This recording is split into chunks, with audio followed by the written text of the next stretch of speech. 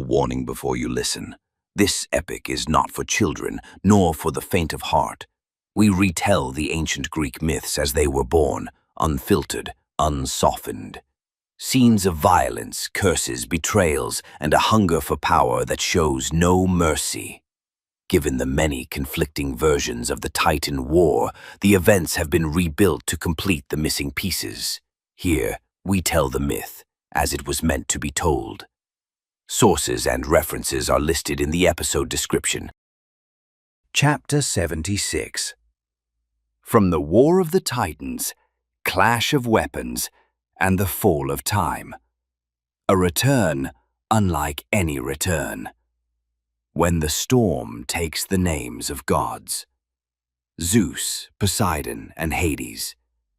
They did not return, they were reborn.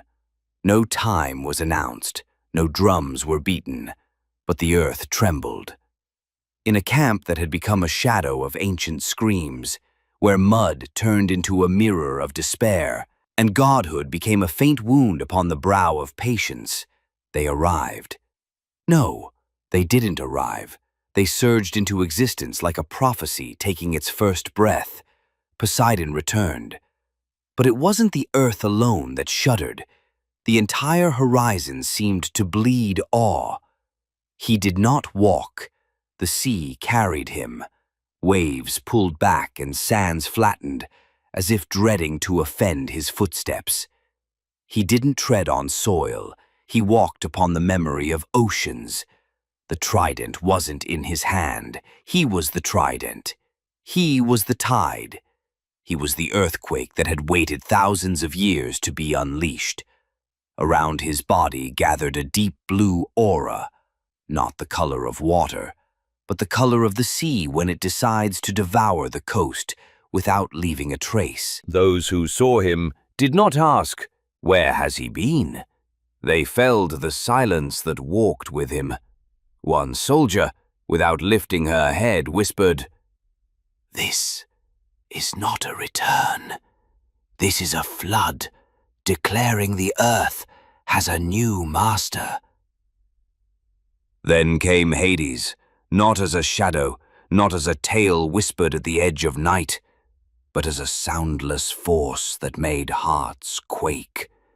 He was neither seen nor heard, yet the air shifted as he passed. Bodies dried, flames trembled, and the wind choked. The earth knew him, but not in this form. The helm was no longer worn, it was fused into his face. Fire did not burn near him, it knelt. Each step he took awakened the dead who were never buried. Around him, a halo of scorched blackness pulsed, pierced by crimson flashes, as if hell itself bled from his gaze. An old blind man, smelling the change in the wind, said, "That is not the son of the underworld. That is the underworld, wearing flesh and speaking." And then Zeus ascended, but he didn't climb steps, he climbed time itself, which bowed beneath his stride. The sky didn't rain, it split, revealing a halo seen only by those with true sight. He did not carry lightning in his hand, it pulsed from his soul. In his voice, thunder prayed. In his eyes, a storm lived that would never be extinguished. Around him shimmered a golden aura, not made of light, but of glory, written before words were ever born, a halo that blinded so that anyone who looked upon it could see both past and future in a single breath. No one saw the same Zeus who marched into war. They saw the Zeus that should never be seen. A soldier, knees knocking, gasped, "He's not returning, he's resurrecting. We just witnessed the first birth of a god." And all bowed their heads, not out of duty, but because divinity had become unbearable. His face, not handsome, not terrifying, but like the truth, a truth everyone knows but fears to speak. In that moment, time itself stopped, begging, to have Zeus's name written in it again. At the end of the corridor, amid terrified eyes and trembling hearts, one soldier said it aloud, as if voicing what none dared. Zeus is back. But not as he left. This is not the Zeus of myth. This is the Zeus whose name opens books and ends wars. The greatest god ever known. They stood. Zeus on a height once called a platform, now an altar for cowardice. Poseidon behind him, like a wall of sharp salt. Hades to his left, and shadow itself breathing from his steps. Zeus looked into the faces of the soldiers and said, "We are no longer who we were, and we shall not fight as we once did." Poseidon added, "This time, we won't drown a battlefield just to rescue a seashell." Hades spoke, and his voice smothered the sun's heat. "This time, hell is with us, not against us." Silence followed, a silence louder than any war. A young soldier who had never lifted his head before looked up and wept. He said, "They're not returning. They're waking the war from within itself." And far away, on a mountain that had no name and would never have one again, Dolos stood. He thought he was observing them, but he wasn't seeing. He was being consumed. Standing there, everything in him began to shrink.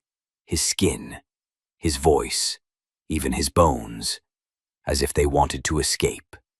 He saw Poseidon, and the sea inside him turned into a flood without a shore. He saw Hades, and felt his soul ignite, not burning, but purifying his fear into ash. Then he saw Zeus, and in a moment outside time, his heart stopped. Then beat again, not like a spy's, but like a bell announcing that the disaster wasn't at the door. It had already come through every window. The air around him shook, even silence began to scream. They were no longer just gods, they were something else. Something that terrified even those born of Titan blood. He raised his eyes, trembling not from cowardice, but from the horror of wisdom, for he knew what he had just seen could never be fully spoken. Language would not survive it. Dolos whispered, his voice a gasp with no breath before it. "They're back, but no one told me they'd return like this." He swallowed hard, as if lightning had scorched his throat. He turned, slowly, as one who knows he won't be believed, but must still deliver the message. He walked, but the mountain beneath him no longer trusted his steps. Dolos carried a truth in his chest, but his heart already knew. This truth might mark the beginning of the end for all the Titans. He walked not just toward Kronos, but toward a moment he would forever wish he had never seen. And for the first time, the wind began to applaud. This chapter of the epic has come to an end, but remember, what you've just heard is not a record of facts, but the echo of a myth, a story born from the imagination of the ancients, etched into the long memory of humankind. If this tale stirred something in you, if it opened a door to reflection or wonder, don't forget to support the channel and share the journey with those you love. And in the comments, tell us which moment in this chapter struck you the most and why. We'll meet again in the next chapter of this audio odyssey through time. Until then, farewell.